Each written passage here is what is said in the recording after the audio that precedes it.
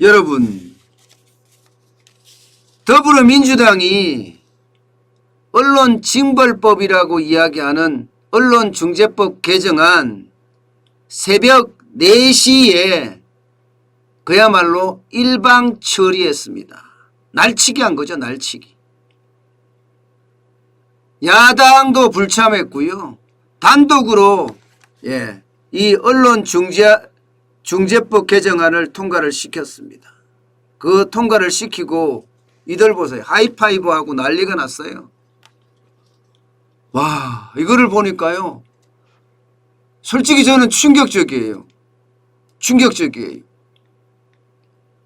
어떻게 언론중재법이라는 것을 그것도 돈으로 언론을 재갈을 물리겠다 이렇게 한 법을 날치기 통과를 해놓고 민주화 세력이라고 자처하는 이들이 이렇게 하이파이브를 할 수 있을까요? 저는 그 자체가 충격적이에요. 어쩌면 자기들만 생각을 하죠. 이 사회의 발전은요. 민주주의에 대한 생각은요. 그런 거는 안중에도 없나요? 언론이라는 것은 재갈을 물리면 이제는 들을 길이 없어요. 어디서. 권력을 비판하고 권력을 해설하고 계도하고 하는 그런 기능이 완전히 사라진다는 거예요. 왜? 언론징벌법이라고 이야기하잖아요. 그만큼 이 법의 강도가 세다는 겁니다. 무슨 말이냐 여러분. 이걸 보시면 개정안에 뭐 굉장히 여러 가지가 있지만 핵심이 두 가지. 언론중재법 개정안 피해액의 5배 배상이에요. 피해액의 5배 배상. 이 배상에 대한 책임 이게 그 피해자에게 이거를 소명할 수 있는 게 아니라 쉽게 말하면 언론사가 내가 잘못 안 했다 하는 입증 책임까지 지게 됩니다. 입증 책임까지. 이런 거는요 솔직히 말이 안 되거든요. 오보라고 하더라도 피해자가 언론사에 현실적 악의를 입증해야 한다는 것 이거 미국의 법입니다. 오보라도 그렇게 언론의 자유를 여유있게 두는 거예요. 그래야지 국민의 귀와 입이 막히지 않습니다. 그런데 피해에게 5배까지 배상을 해라 이렇게 하면 여러분 이게 알려지겠습니까? 안 알려집니다. 피해액을 산정하게 따라 다르고 이게 그에게 손배수고 나가면 언론사 무너지는 건 우습거든요. 진짜 우습습니다. 그렇게 되면 여러분 모든 보도가 통제될 수 있다는 거예요. 예를 들어서 이게 옵티머스다, 라임 사태다, 펀더 사태 말입니다. 이걸 보도함에 있어서 이거 잘못된 거다 하고 엄청난 금액, 예를 들어서 피해 금액이 라임 사태만 하더라도 조단이잖아요. 옵티머스 사태만 하더라도 조단이잖아요. 여기에 조단위에 5배면 5조를 걸어버리는 거. 5조를. 그러면 언론사 어떤 언론사가 여러분 이거 제대로 보도를 할 수 있겠습니까? 못합니다. 또 하나의 악법이 있습니다. 여러 가지 언론중재법 개정안에 여러 가지가 있지만 대표적으로 제가 2가지만 말씀을 드리면 두 번째는 이거예요. 기사 열람 차단 청구권이에요. 기사 열람 차단 청구권.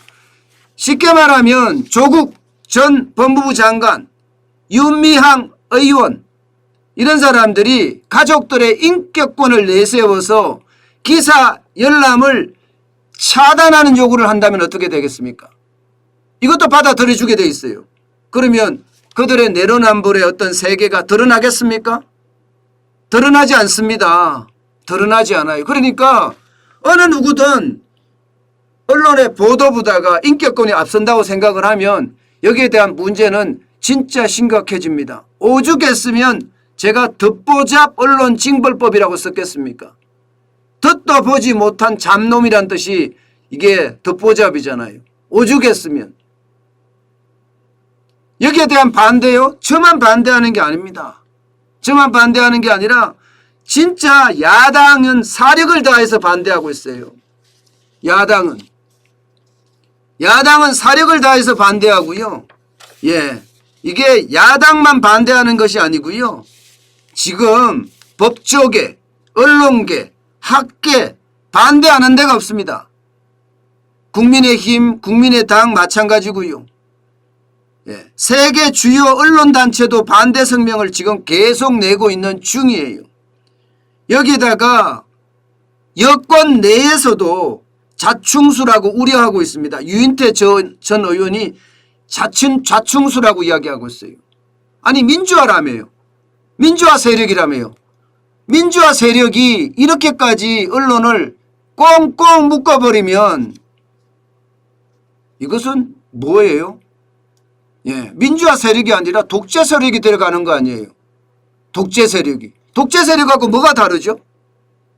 언론에다가 재갈을 물려서 국민의 귀와 입을 막겠다는 이야기니까 보지도 못한 이게 초유의 일입니다. 민주화 시대 이후에 이런 일이 있을까 싶을 정도예요. 예, 여기다가 민주주의 국가에서는 듣도 보도 못한 악법 중에 악법입니다. 게다가 곳곳에 위헌 소지, 헌법에 반하는 소지가 굉장히 많습니다.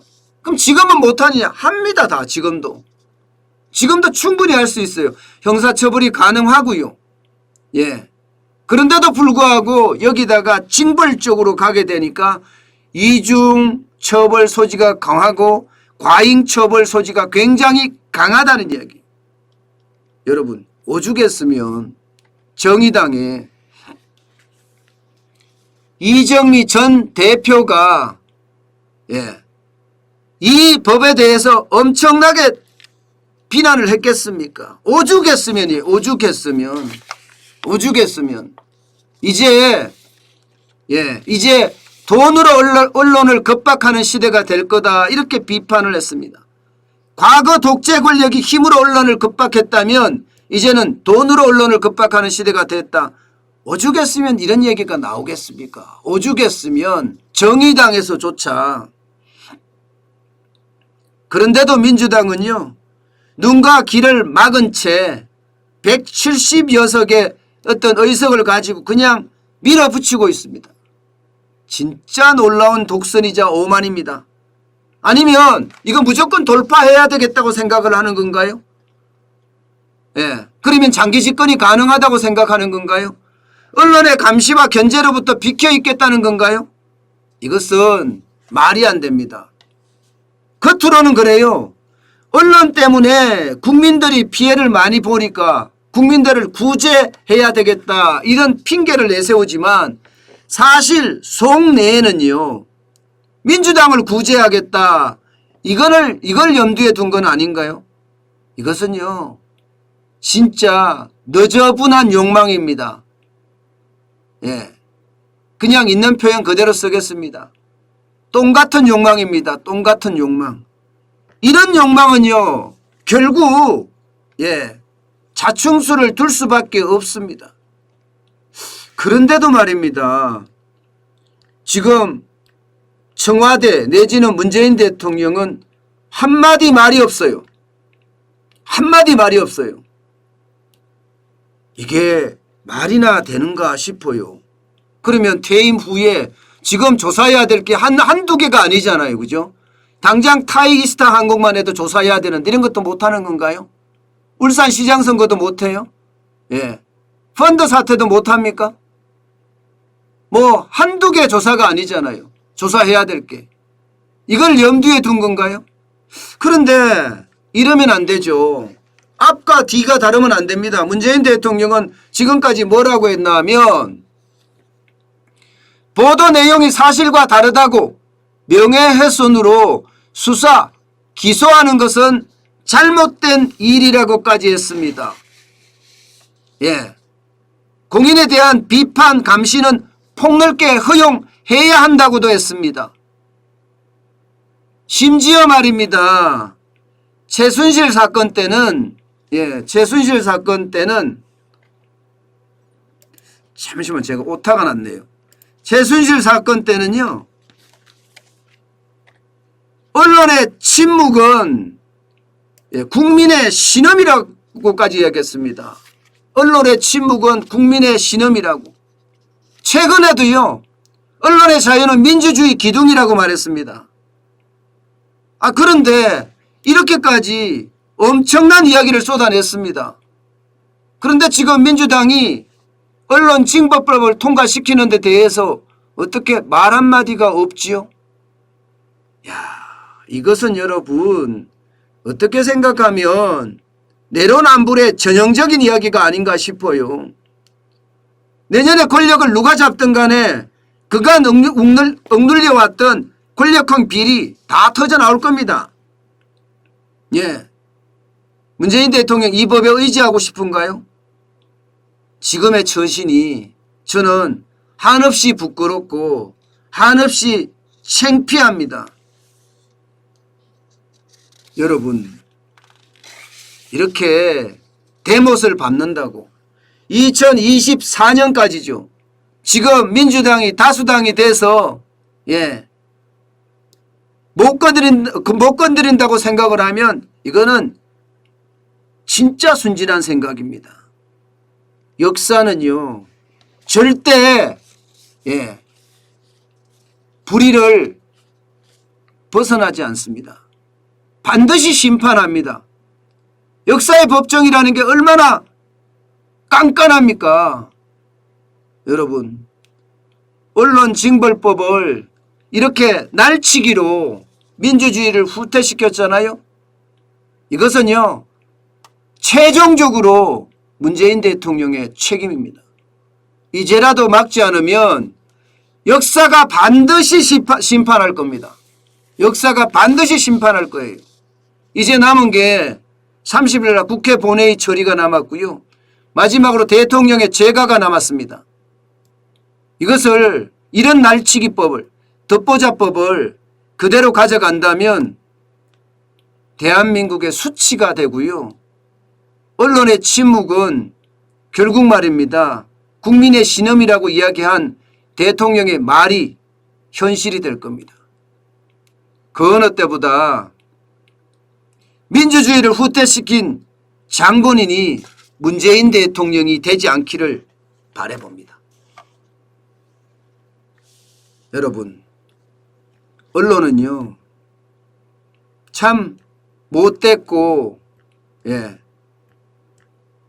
잔인할지 모르지만요 그 언론이 있어야지 국민의 귀가 되고 입이 될 수 있다는 것.